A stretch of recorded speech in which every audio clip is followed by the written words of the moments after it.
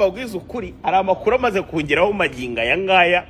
umuhungu wanjye Rigani ngo yafashe umukobwa bita Lorenzo barimo baravi Butare ikomba yabereye kuri station mu modoka ngo yiraginga itegepfa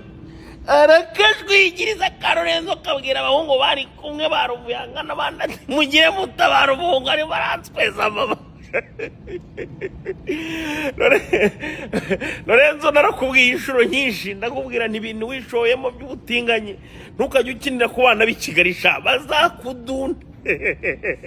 ariko umuntu w'umuhungu urashaka kumukorakora wagicucu sinabikubwiye Rigani ngo yarakajwigirira agafata icyo bita ingoto papa umufaransa ayita epiglote umwana ngakozamo hari utuntu nagiye nigisha Rigani mubwira ntugomba kujya umanuka zinkutse imanuka tsukiro no yahise afatira hanga arajwigiriza kubadida